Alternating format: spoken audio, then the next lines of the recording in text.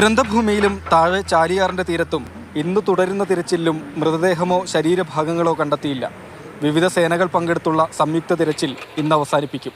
ഇനി ബന്ധുക്കളോ നാട്ടുകാരോ സംശയം പറയുന്നിടങ്ങളിൽ സന്നദ്ധ പ്രവർത്തകരുടെ നേതൃത്വത്തിൽ തിരച്ചിൽ നടത്താനാണ് തീരുമാനം. ദുരന്തം ആവർത്തിക്കാതിരിക്കാൻ നാട്ടറിവുകൾ കൂടി ഏകോപിപ്പിച്ചുള്ള പ്രവർത്തനം വേണമെന്ന് മുഖ്യമന്ത്രി. ഇത്തരം ദുരന്തങ്ങൾ ആവർത്തിക്കാതിരിക്കാനുള്ള ഒട്ടേറെ നടപടികൾ ശാസ്ത്രീയ മാർഗത്തിലും വിവിധ ഏജൻസികളുടെ ഏകോപിതമായ പ്രവർത്തനത്തിൻ്റെ ഭാഗമായും നാട്ടറിവുകളുടെ ഭാഗമായുമെല്ലാം ഏകോപിതമായി നടക്കേണ്ടതായിരിക്കും. പ്രധാനമന്ത്രി ആവശ്യപ്പെട്ട മെമ്മോറാണ്ടം വൈകാതെ സമർപ്പിക്കുമെന്ന് റവന്യൂ മന്ത്രി കെ രാജൻ. ചൂരൽമലയിലെ 3 ഗ്രാമങ്ങൾ വാസയോഗ്യമല്ലെന്ന വിദഗ്ധ സംഘത്തിന്റെ പരിശോധനയിൽ കണ്ടെത്തിയെന്നും മന്ത്രി. 3 ഗ്രാമങ്ങളിൽ ഇനി ആളുകളെ നിലനിർത്താനാകില്ല.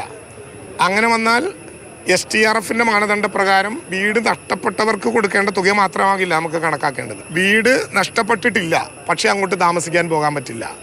അവരുടെ കൂടി പുനരധിവാസം സാധ്യമാകേണ്ടി വരും. ദുരന്തഭൂമിയിൽ ബാങ്കുമായി ബന്ധപ്പെട്ട രേഖകൾ നഷ്ടപ്പെട്ടവർക്ക് അവ ലഭ്യമാക്കുന്നതിന് വേണ്ടിയുള്ള അദാലത്ത് പുരോഗമിക്കുകയാണ്. ജില്ലാ ഭരണകൂടത്തിൻ്റെയും വിവിധ ബാങ്കുകളുടെയും നേതൃത്വത്തിലാണ് അദാലത്ത്. മാതൃഭൂമി ന്യൂസ്, വയനാട്.